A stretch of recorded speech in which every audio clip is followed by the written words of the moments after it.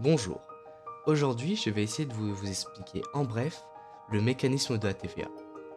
Tout d'abord je vous expliquerai pourquoi elle a été créée et quand, quelle est son importance dans notre société et ensuite je vous expliquerai son mécanisme.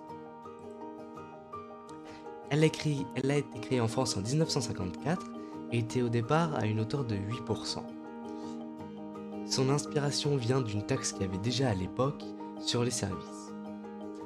Le but de cette taxe était de renflouer les caisses après la guerre afin de financer les services publics. Aujourd'hui, en 2021, elle représente 89 milliards d'euros de recettes.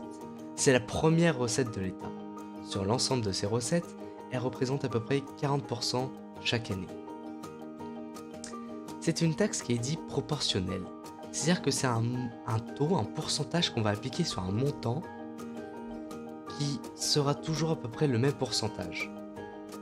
C'est pas comme les impôts ou l'impôt sur le revenu où on va payer selon des tranches, selon ce qu'on a gagné. Là, c'est le taux est le même pour tout le monde. Nous avons 4 taux différents. Le taux à 2,1%, souvent lié aux médicaments, 5,5% qui sont souvent les produits de nécessité comme la farine ou les protections féminines, le taux à 10% qui peut être sur des services tels que la restauration, ou encore le taux à 20% qui est le taux le plus connu, le plus général, dit le taux normal. Il arrive aussi qu'on ait un taux de TVA à 0%. Ici on parlerait plus d'exonération de TVA. Alors comme son nom l'indique, c'est une taxe sur la valeur ajoutée.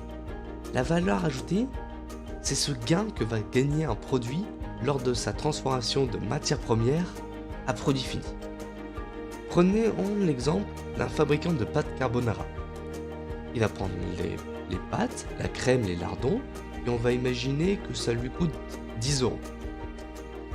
Il va y cuisiner, il va apporter son savoir-faire, il va y mélanger, et à partir de là, ces pâtes carbonara ne vont plus valoir 10 euros, mais 15 euros. Ils ont gagné de la valeur, cette valeur, c'est la valeur ajoutée. Et c'est à ce moment-là que le produit va être taxé. Étant donné qu'il a pris de la valeur ajoutée, nous allons le taxer. Et ici, ça sera un taux de 20%. Ainsi, pour les vendre, il ne les vendra pas à 15 euros, mais à 18 euros. Mais comment l'État va gagner cette TVA? Parce que quand je vais au supermarché acheter mes pâtes carbonara, je ne donne pas directement l'argent à l'État. Tout d'abord, la TVA naît au moment de l'achat. À ce moment-là, elle va naître. Et cette TVA devra être collectée par le supermarché. Ils devront la garder pour l'État. C'est pour ça qu'on parle de TVA collectée. Au moment de la période fiscale qui lui correspond, elle devra reverser cette TVA à l'État.